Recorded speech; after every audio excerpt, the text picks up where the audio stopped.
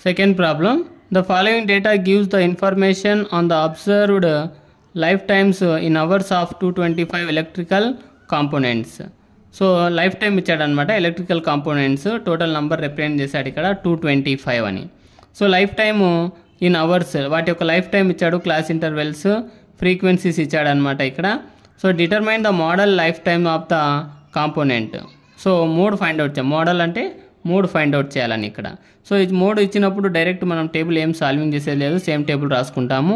So 3 life times frequencies 0 to 20, 20 to 40, 40 to 60, 60 to 80, 80 to 100, 100 to 120. So frequencies 10, 35, 52, 61, 38, 29 ఇవి ఇచ్చినటువంటి frequencies. Total frequencies 225 అనమాట. So దీంట్లో ఇచ్చిన ఫ్రీక్వెన్సీలలో హయ్యెస్ట్ నెంబర్ మోడల్ క్లాస్ను రిప్రజెంట్ చేస్తుంది. హయ్యెస్ట్ నెంబర్ ఏమవుతుంది అంటే ఇక్కడ 61. 61 is a modal class. Modal క్లాస్ను F1 తో డినోట్ చేస్తాం. మోడల్ క్లాస్కు ఎదురుగా ఉండేటువంటి క్లాస్ ఇంటర్వెల్లే లోయర్ బౌండరీ ఎల్ను రిప్రజెంట్ చేస్తుంది. ఎల్ ఇక్కడ ఎంత అవుతుందంటే 60 అవుతుంది. So preceding of modal class F0 అవుతుంది, succeeding of modal class F2 అవుతుంది అనమాట. సో ఇవి మనకు టేబుల్స్ గురించి అన్ని values. Modal class is equal to 60 to 80 అంటే మనకు వచ్చేటువంటి ఆన్సర్ 60 to 80 లోపలే ఆన్సర్ వస్తుందన్నమాట. So maximum frequency is equal to 61 ఇచ్చిన దాంట్లో 61. L value 60, H value 20. H 20 ఎట్లా అంటే class size.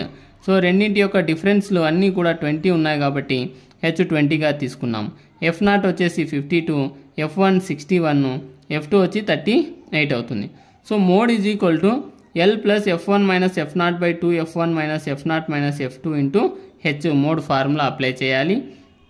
60 plus 61 minus 52 by 2 into 61 minus 52 minus 38 by into 20 values replace చేశాను. 60 అలాగే ఉంది ప్లస్ 61లో 52 సబ్ట్రాక్ట్ చేస్తే 9 ఇంటూ 20 బై 61 2s 122 మైనస్ 52 ఒక 38 ఎంత అవుతుందంటే 90 అవుతుంది అనమాట. సో 60 ప్లస్ 920s 180, 122లో 90 సబ్ట్రాక్ట్ చేస్తే 32 అవుతుంది. 60 ప్లస్ 32తో డివిజన్ చేస్తే దీన్ని 5.625 వస్తుంది అనమాట. So 65.625 is the model mode అవుతుంది అనమాట. So model life time of components ఏమవుతుందంటే 65.625 అవుతుంది అనమాట.